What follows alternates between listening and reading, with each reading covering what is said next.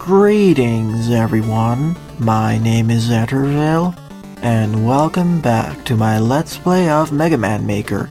During the last part, I played through 5 Virus Mid levels, so in this part, I'll be playing through a bunch of levels that I'll find on the most popular queue, starting out with this one. Mega Man downloaded Intro Stage by PeanutPixels with 114 plays and a score of 39. I haven't played levels from the most popular queue for a while, ever since the version 1.2.x update hit, so let's see what new stuff this queue has to offer. As always, if you want one of your levels to be featured in a part like this one, please leave the level name and level ID in the comments section below or direct message me on Twitter. And as always, the full disclaimer, this entire LP series is linked in the description below, as well as all the timestamps for every level that I cover in these parts. I was hoping there was something down there, but nope, it's just a bottomless pit. Also, I'm a bit suspicious by the fact we have the Mega Buster and we have a large gap between it and the Rush Coil. I get the feeling we're going to be unlocking a whole bunch of special weapons throughout this stage, so let's see.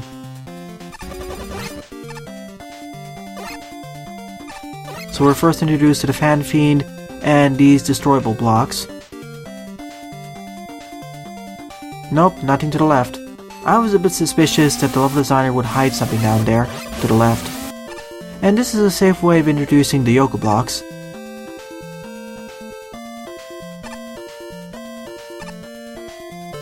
Oh, I forgot. For a second there, I thought there was going to be some Yoku blocks, but no, we just need to use Rush Coil. Okay, now we have the presses. Once again, the graphic glitches out a bit if it falls off screen. Nothing too difficult. The difficulty is gradually incrementing. This stage is more on the easy side for now, but I guess it's going to quickly change soon enough. Like we have to fight this Tama, which was pretty easy. Oh yeah, we also have Mega Man 3 physics, so no charge shots. So we have to follow this Yoku block bridge with the Potons, and then face this Kumosaburo. Everything is relatively on the easy side, but we gotta wait and see what's coming up. Checkpoint placement is certainly on the fine side. This stage was a breeze. I was expecting it to get more difficult, but no, it just ends here. I mean, Bombman's weakness is the Mega Buster too, that's not really necessary. I mean, we fought Bombman before when his weakness wasn't the Mega Buster, and he isn't unmanageable. Honestly, this stage felt like a breeze and didn't go anywhere. It was introducing the enemies, Yoku blocks, and other things like the presses pretty well, but it didn't really do much with them, so I can't really give us a thumbs up. It feels like half of a full stage. My apologies, PeanutPixels. Second is Base Enforced by Combative24, 86 plays and a score of 25. I'll either play up to 10 levels in this part, or go up to about 30 minutes. Whichever one comes first.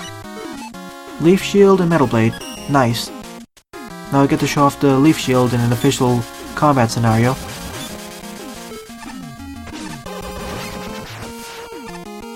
This is neat. We need to go down over there and unlock the key necessary for unlocking the right side of the stage.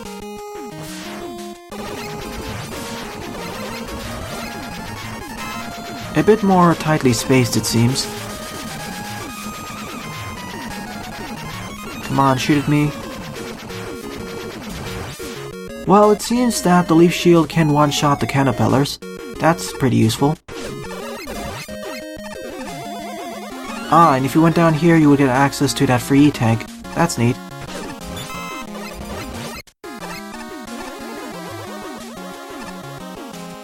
Oh, now we have to fight too many bosses at once. Although the Tama is placed in not the best position, and the hot dog is placed backwards, that really should be fixed too. Wait a minute. Did the Leaf Shield just one-shot the hot dog there? Let me double check. Yeah, for some reason the hot dog is super weak against the Leaf Shield. I would think it's the other way around because the hot dog is fire-based and the leaves are wooden-based. After all, the atomic fire was WoodMan's weakness. That's kinda strange if you were to ask me. Oh, and there's a brick drop. Thankfully, as long as I stay still, the leaf shield will always deal damage to enemies unless they have shields or something. And now we have to backtrack for the key, as well as the brick drop. Although it makes this boss fight so much easier, so thank you for giving me access to the brick drop. No secrets though. This is one instance of implementing the non-linear gameplay as I mentioned in my version 1.2.x update overview. I just want to see a full-blown Metroidvania eventually. But that will probably not be present in the most popular queue, namely because of how long they can last for. Of course, it may have also already been in the most popular queue, but I missed it. It's been quite a while since I played the most popular queue. Oh, Megaman in a more unique area. This is going to be a neat encounter, because we gotta be a bit careful so we don't fall into the pit like I just did over there. Whoops. And of course I didn't hit any checkpoints earlier, so I'm sent all the way back here. Wonderful. You may have wanted to put a checkpoint up over there, but I guess because I already hit the checkpoint, I wasn't able to reactivate it, unfortunately. In fact, I may even take a look at the new queue instead of the most popular queue. Sure, I did so way back around part 10 or 12 or whatever, but I swore against it because of how low quality it was. But after all the new additions, I'm thinking of revisiting the new queue and seeing if there's any new levels that the new queue has to offer. Maybe even some good ones, but we'll have to see that. Like a good checkpoint placement will be right over there because of the boss fight coming up.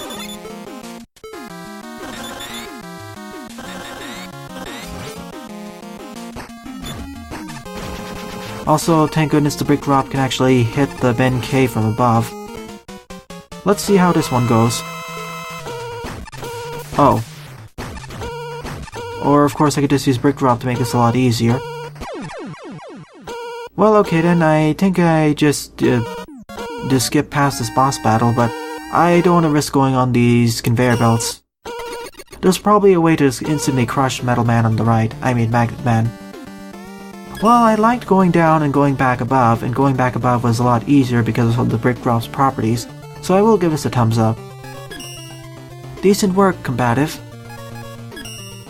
Third up is Unity-chan Action Shooting All Basic Sand Stages by Go Tree Lim, 66 plays and a score of 20. I guess their name is a play on the word golem. Magnet Man once again. Silver Tomahawk and Star Crash, and a Flyboy.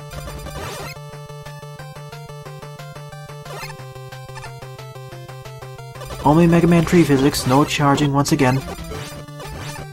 I will utilize the Silver Tomahawk a lot more, because it deals with these Flyboys a lot better. And we are forced to use the Star Crash in order to collect these keys though. Nothing too difficult.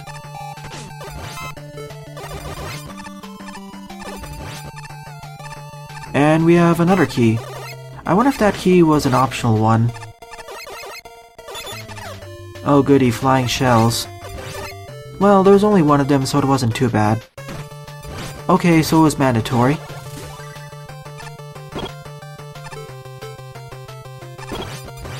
I was hoping the Flyboys would have a weakness to the Star Crash, but no, they still take 2 hits from it. It's not too bad though.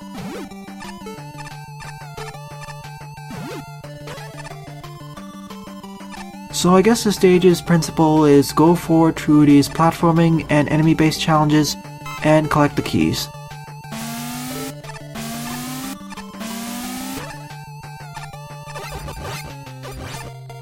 Well, that was certainly a deviation in challenges, and this at least feels like the stage's potential is being realized, or it feels like an actual stage unlike the first level I covered, which felt like half a stage.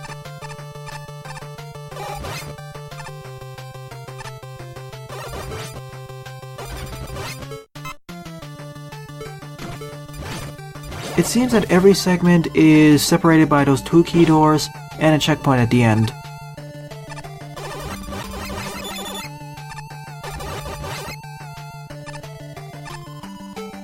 At least the stage is getting more difficult every so often because now we have the spike jumps or using the footholders, as well as the hairy Harrys making things a lot more difficult.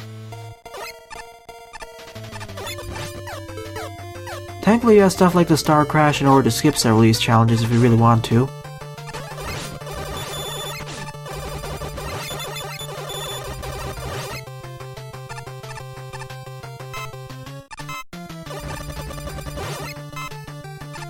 And because the moving platform code was improved in version 1.2.4, I shouldn't clip right through the footholders and fall into the pit there, which is pretty nice.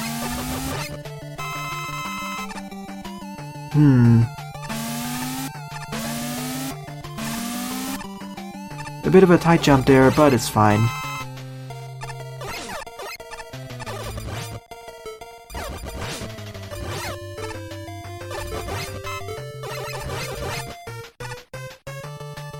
Although this stage's terrain is relatively more straightforward, we're only going from left to right. It's not bad, it's gradually getting more difficult, because before we had relatively plain terrain, then we had a little bit more dangerous, then we had spikes, now we have bottomless pits. So this stage definitely has some challenge progression, and while I retract my earlier statement of the moving code being a bit more stable, I have fell right through those footholders.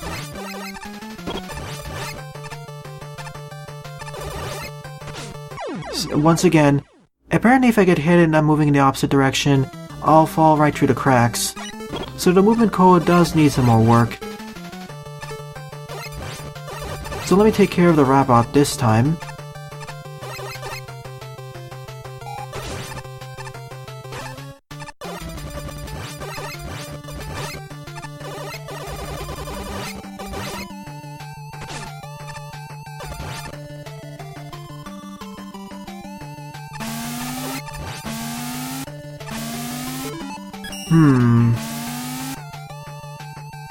Yeah, I'll go for the E-Tank.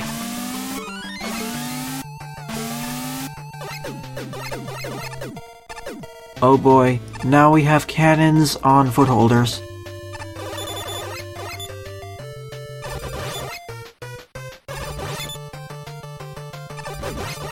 At least they died to 3 Mega Buster shots.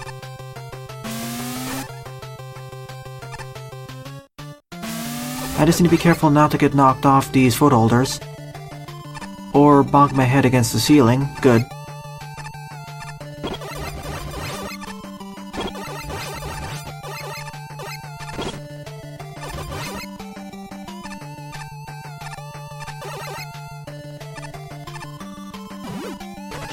Oh, this segment has 3 keys this time. Although the last one was kind of a freebie. I guess it's time for the boss fight. After 4 sections of it, we now fight a boss. Although I wonder why we have a door on the left side, because it's inaccessible and locked. Oh well, still a pretty good stage. I would say it's my favorite stage of this part. It has a nice solid challenge progression, and utilizes its gimmicks, safely introducing them, and then putting them in more dangerous environments. Okay, Magnet Man. I already fought you once, so I'll just use your weakness.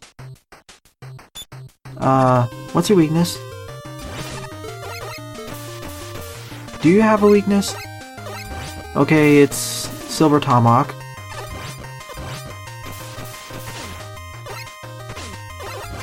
I'm messing up the pattern a little bit though, unfortunately. Well, I think I'll be able to do it, so I'll just use an E-Tank.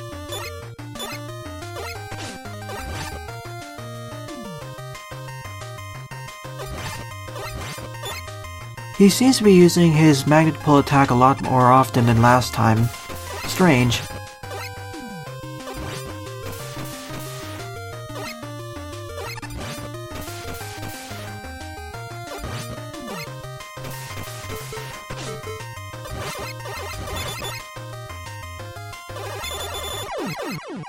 So that was the end of this stage.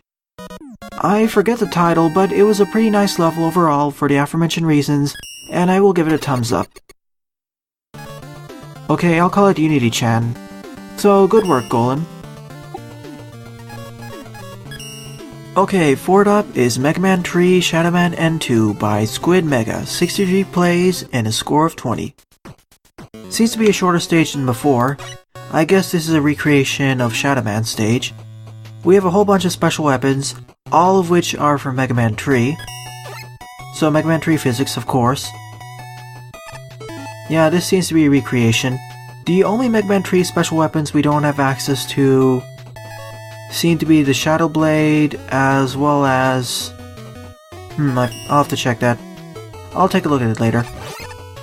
No lava though. We don't have lava in this engine just yet.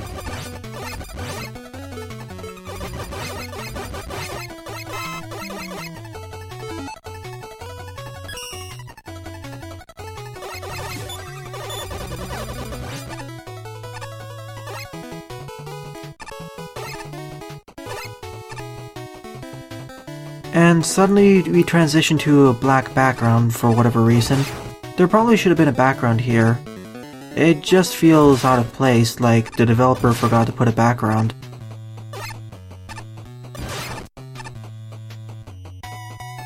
And now we return to ShadowMan's background. There really should have been the ShadowMan's background up there too. Oh, over here we used to have the parachutes, or parachute enemies, and lava, but we don't have lava yet, so we have these enemies instead, which are a lot less annoying than the parachute enemies. Especially because you can lure them more easily. Whereas the parachute enemies would fall left and right around the center, and you could more easily get hit and fall into the pit.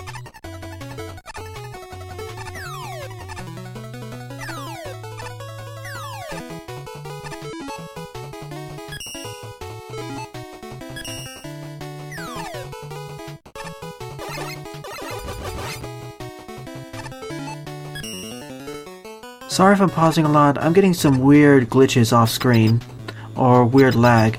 Hopefully it will not be shown in the recording itself.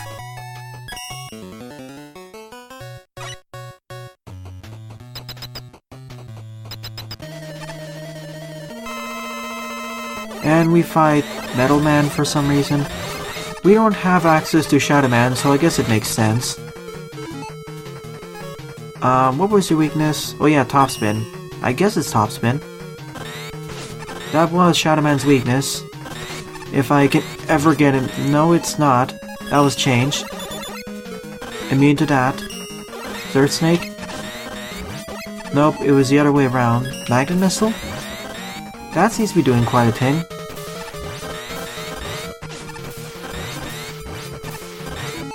I'm not gonna take any chances, I'll just use an E-Tank.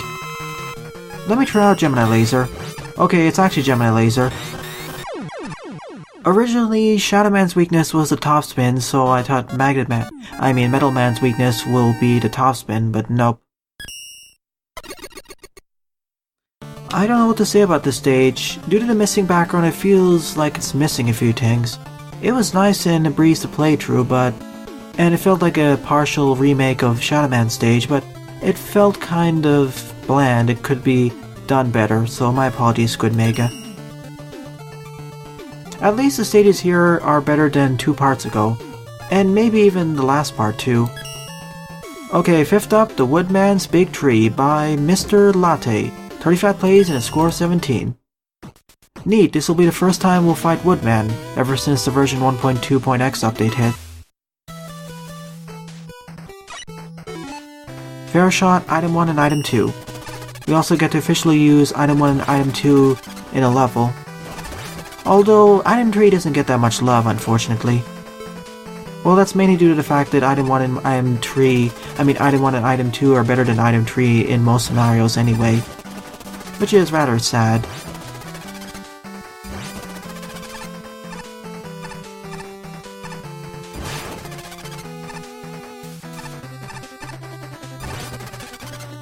Oh, neat.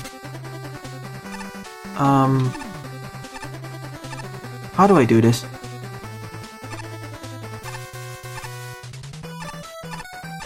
I can't shoot using item 1, so I either need to position it so it just bonks it against the block, or do what I just did over there. This should make these falling segments a lot easier. And it's probably the boss's weakness too. Those spikes are kind of blending in with the green background. You may want to change it. Also, nice transition from the snake background or snake tile set to a more tree-like tile set, shown here. And now we're climbing through this mechanical tree. And of course it has snakes.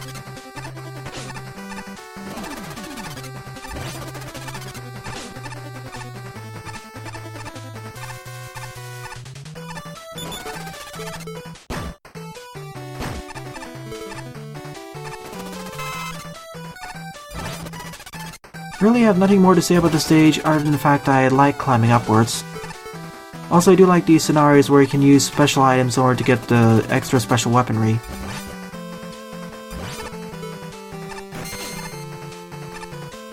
Can I blow up this block? Nope. It's just telling us to use item 2 in order to access it, but you can also use item 1 in order to access it as well. In some ways it's easier. So now we get WoodMan's special weapon. It'll be more useful if I have to be stationary though. And now we're in Pharaohman's background and tile set. I guess this is the top of the tree and we have a lot of E and M tanks. Shame we can't use the M tanks, or we can only carry one of them. Okay, time to fight WoodMan. Let's see what his weakness is. Well, I'll try fighting him legitimately first. Okay, throws down the 4 leaves and throws his leaf shield.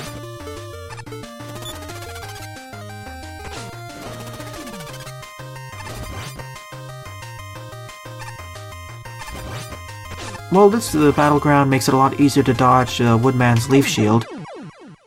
Yikes, the leaf shield actually deals quite a bit of damage. I guess it's fair because Mega Man's leaf shield also deals quite a bit of damage. So let's see what his weakness is. Okay, it's the brick drop. Fine with me.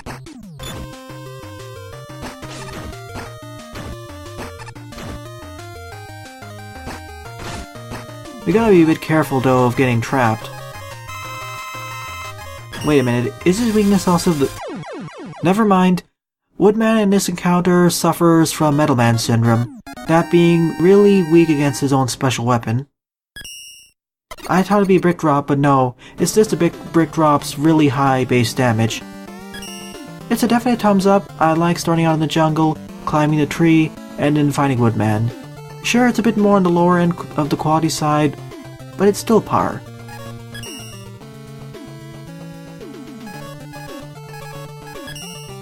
Okay, next up, let's try the keys by SDRJSECA9339 with 53 plays and a score of 15. A shorter level focusing on keys, I think.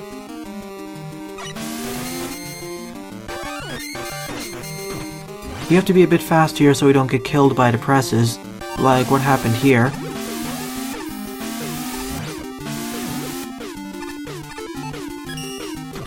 And we have infinite usage of the Gemini laser. Oh. We gotta be a bit careful here so we don't end up skewing ourselves into spikes. Well, it seems that the screen locking isn't working correctly because I was able to go down further before.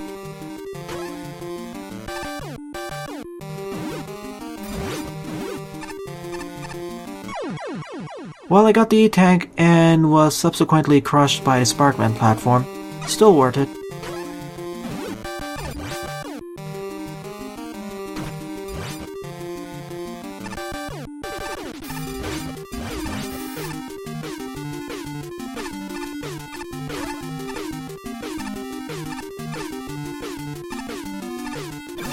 So the objective of each room is to get the key and then open the key door, and each of them has their own challenges too. Like here, we need to blow up these blocks using the power bomb, or rather the hyper bomb. I mixed up the power stone with the hyper bomb.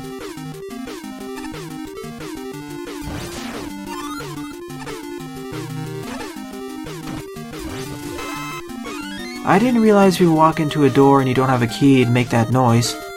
I guess we also have Bubbleman's weakness, that being the missile. And he has 4 shrink cohorts who immediately ambush me. Yep, that's its weakness.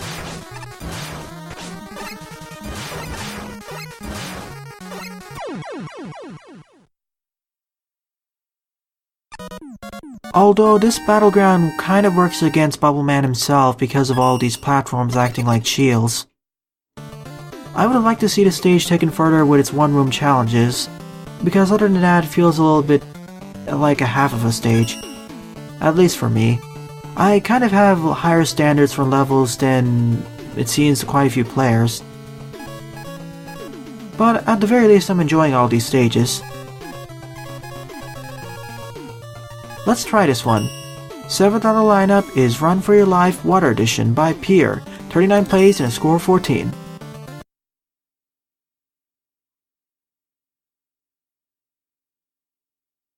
Oh goody, it's gonna be a longer level too.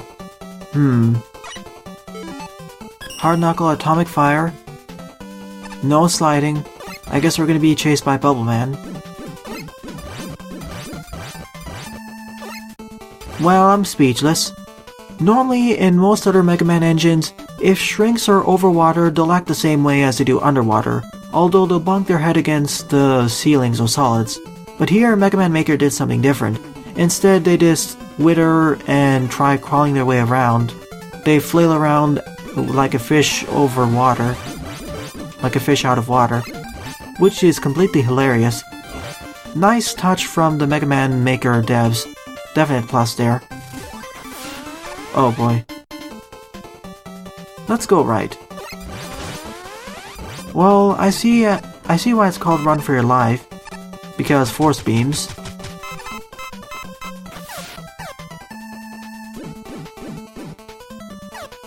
See, once they get back to the water, they're fine, but once they get out of the water, they start flailing around. That's definitely a nice Easter egg. And a nice attention to detail. It also adds some new challenges because once they crawl back into the water, they start becoming a threat again. And they also make their own unique sound effect once they're withering on the land.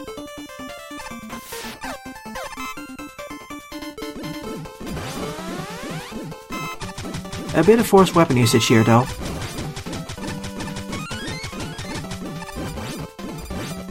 Oh boy.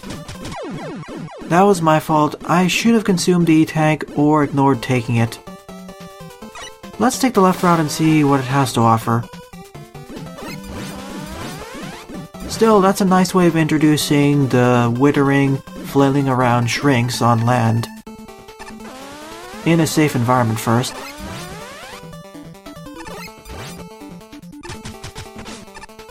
Well, if I take contact damage and have my invulnerability frames, I won't take damage from the green force beams, so that's a plus. Although, I wish I had the ability to slide, that would make the stage so much easier.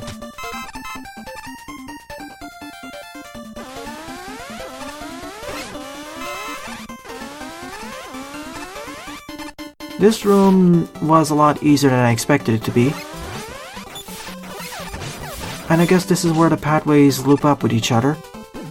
No, I guess not.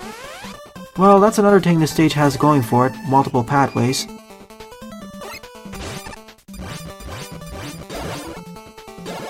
And now we have all these Galaxy Man teleporters. Having the Hard Knuckle be the primary weapon of this stage is pretty ingenious because it one-shots the shrinks and it easily deals with most other enemies too. Now we have a segment where we need to be quick on our feet and take the correct Galaxy Man teleporters.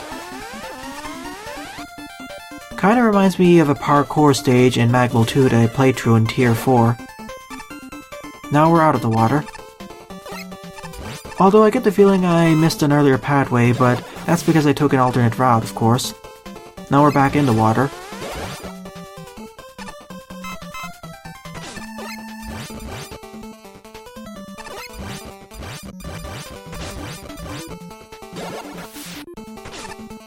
This is starting to become kind of like a maze stage if you were to ask me.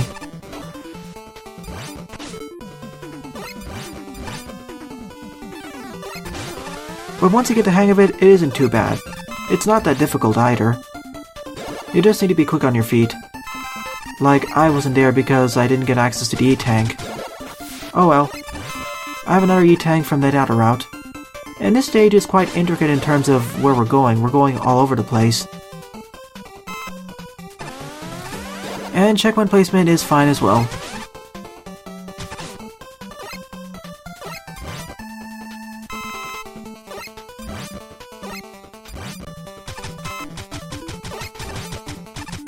Oh, I see. A fully charged atomic fire will easily break right through those. But if we stay still to actually throw off the hard knuckle, we'll take damage.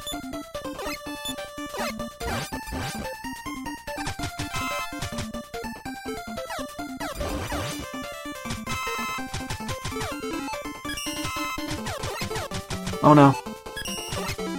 What's going on?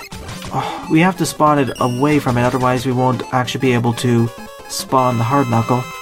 So, I guess I have to waste that now. Oh, I was too quick, never mind. That was my fault. I kept shooting it a bit too fast and switching over thinking it would spawn faster, but no, there's a delay time. Right before the boss fight 2 against WoodMan. Oh well.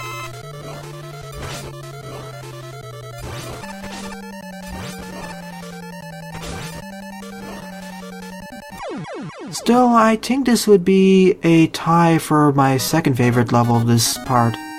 It's pretty ingenious of where you have to go, and how quick you need to be on your feet. And the hard knuckle, because of how slow it is, you have to be quite deliberate of where you're firing, especially if you're underwater. So good work, Pier. You get a thumbs up from me.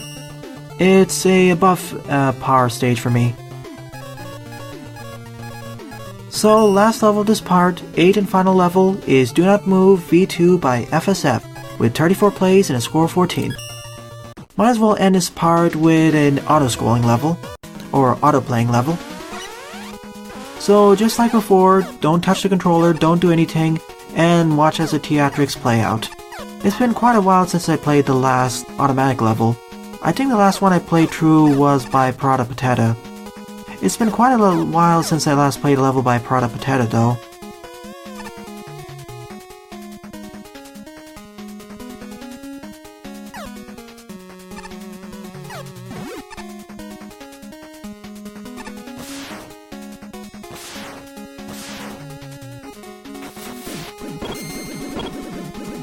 I see tanks, but there were some weird symbols there. Tanks for playing, I guess.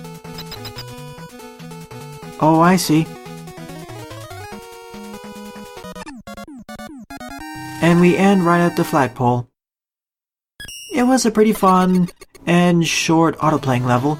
Not as intricate or crazy as some of PeanutPixels ones, but nice. So I'll give it a thumbs up, based off of the auto-playing standards. So overall, in this part, my favorite levels would be Unity-chan Action Shooting, as well as Run for Your Life Water Edition, for the aforementioned reasons. So in the next part, I'll play through another bunch of viewer-submitted levels. Well then, thanks for watching and have a nice day. Toodles!